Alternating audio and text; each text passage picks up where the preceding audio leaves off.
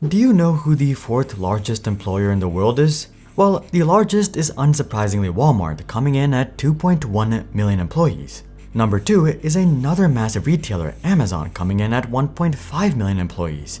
And number 3 is Foxconn, the Chinese mega factory that produces half the world's electronics. They have a little over 800,000 employees.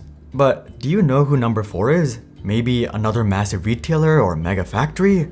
Well, it's actually a consulting firm named Accenture, and they currently boast a whopping 733,000 employees. What makes Accenture especially unique is that their labor force does not consist of hundreds of thousands or millions of minimum wage workers. Accenture's workforce is almost exclusively white-collar workers who help Fortune 500 companies with their tech, strategy, and operations. Some of their biggest customers include the likes of Adobe, Amazon, Alibaba, Cisco, Dell, Google, Microsoft, Oracle, Salesforce, SAP, and VMware, just to name a few. Accenture actually serves over 75% of the Fortune Global 100 and the Fortune Global 500. With that being said, I don't think you'd be surprised to hear that consultants at Accenture make a minimum of $90,000 and as much as $457,000. This could mean that Accenture is not only one of the largest employers in the world, but also one of the companies with the largest payrolls in the world. I should also mention that Accenture themselves is worth nearly $200 billion, coming in as the 62nd largest company in the world. But it's not all sunshine and rainbows when it comes to Accenture. I mean, there's a reason that most of you have probably never heard of Accenture. They very much prefer to work in the shadows, as most companies hire consultants, and especially management consultants, to do their dirty work. In fact, even Accenture's legal registration is rather shady, given that they registered in the country of Ireland, obviously to avoid taxes. Also, before they moved to Ireland, they used to be registered in Bermuda. So here's the quiet rise of one of the most secretive background businesses in the world.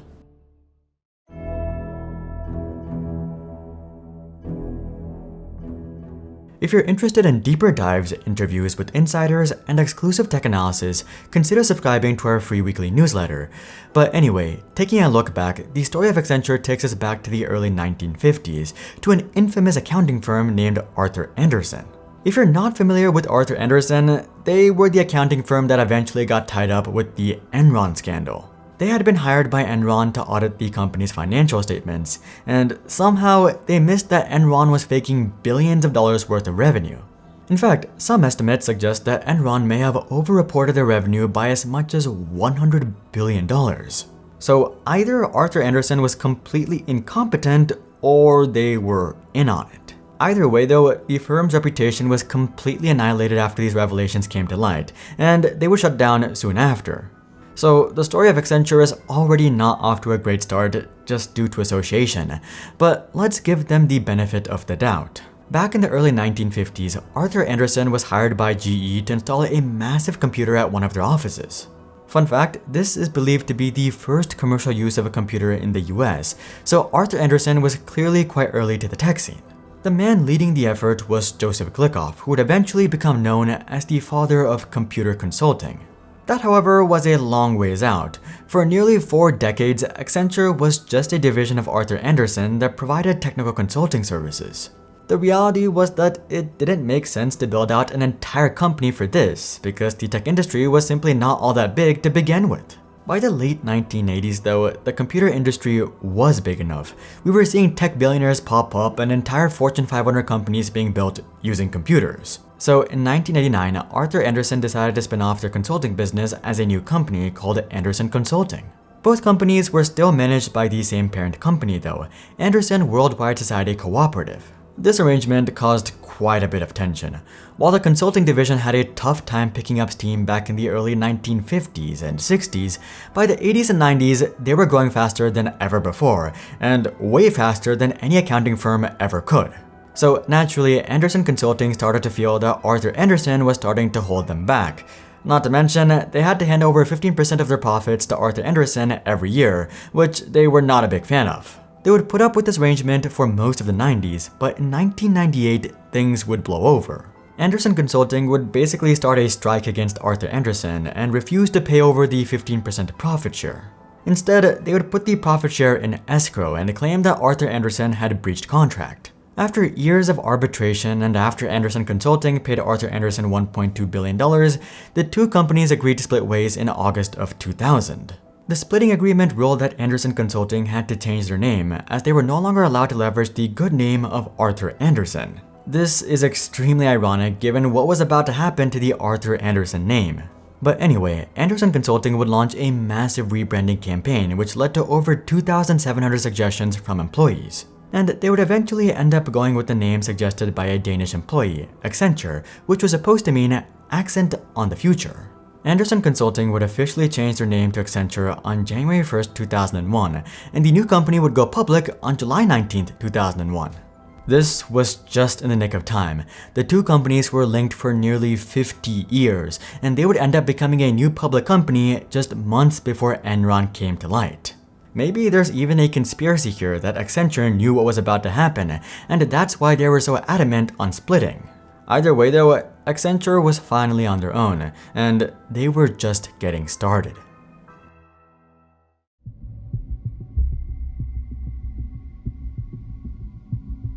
There's been some shady things going on with Accenture basically since day one. For starters, despite being a division of a wholly American accounting firm for nearly 50 years, Accenture decided to incorporate themselves in the tax haven of Bermuda. We should also note that Accenture was incorporated in the US before they changed their incorporation to Bermuda. So this was quite obviously an active decision to minimize taxes. In the early 2000s, they got a decent amount of media hate for being one of the largest public companies incorporated in Bermuda, so they would eventually move over to Ireland, which looked much better on paper while retaining much of the tax advantages. In fact, in 2012, one paper claimed that Accenture was able to reduce their tax bill to less than 3.5%. Not saying that's moral or ethical, but that is quite an impressive feat, especially as a highly scrutinized public company. Putting aside Accenture's shady practices though, something that we have yet to discuss is what exactly does Accenture even do?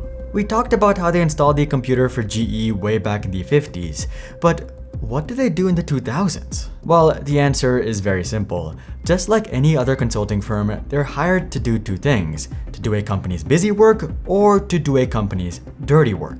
Starting with the busy work, Accenture offers services in 8 categories, including financial services, communications, media and technology, healthcare, energy, utilities and resources, public services, products, retail and automotive transportation, and travel. This includes things like increasing supply chain efficiency, building auxiliary tech products, leading a recruiting effort, and bringing tech to outdated institutions. For example, in 2017, they were contracted by Apple to create an enterprise version of iOS. Similarly, that same year, Customs and Border Protection hired Accenture to help them hire 7,500 officers. And more recently, Accenture won a $380 million contract to modernize the IT infrastructure of the US Customs and Border Protection. So basically, they do all the background busy work that big companies and institutions don't want to deal with internally. Outsourcing this work is by no means cheap though. In fact, it's usually extremely expensive, and consulting companies generally try to charge as much as possible. The perfect example of this is the hiring effort that Accenture was contracted for. US Customs and Border Protection ended up being charged $40,000 for every person that Accenture successfully got through the gate. For perspective, that number was often higher than the annual salary of these officers. Little to say, this contract would be ended quite quickly after the CBP saw the bill. But most of Accenture's customers aren't as price sensitive and are happy to pay a premium, especially because much of the benefits are non-quantifiable. For example, let's say Sundar Pichai is confronted with the hard decision of laying off 12,000 people. He could bring in management consultants from Accenture and have them advise him on what to do. Usually, they'll just tell him what he wants to hear, but this gives him a scapegoat. Let's say layoffs were the wrong choice. Sundar can tell the board that he was actually against layoffs and that the only reason he did it was because Accenture advised him to. Conversely, if layoffs worked out well, he'll simply take the credit for it and say that he's good at making the hard choices when needed. So, as you can see, consultants are a great scapegoat for making hard, controversial decisions, and that's actually a very tame example. Historically, consultants have advised banks to securitize mortgage assets leading to the 2008 financial crisis. They've also advised insurance companies to purposefully give lowball offers. They have even promoted the opioid epidemic by quantifying how profitable each addiction was and how big pharma could maximize addictions. Like I said, consultants are hired to do the busy work or the dirty work. That's why virtually every Fortune 500 company hires consultants, and why consultants like Accenture are so successful.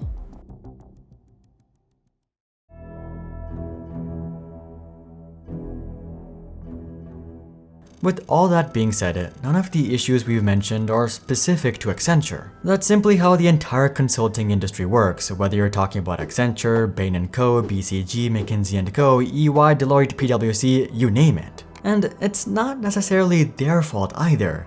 Just think about it. In what scenario would someone like Apple or Google, companies with basically infinite resources, outsource management or engineering work? The answer is obviously when it's work that they don't care to do, don't want to do, or don't want to be associated with. So naturally, consulting firms end up with all the sewage of these massive corporations. Consulting firms are well aware of this reality, but that's simply their business and it pays really well. So they're not about to change their ways just because it's the moral or ethical thing to do. What might cause some change though is greater public and regulatory scrutiny. After all, this is what pushed Accenture to move from Bermuda to Ireland.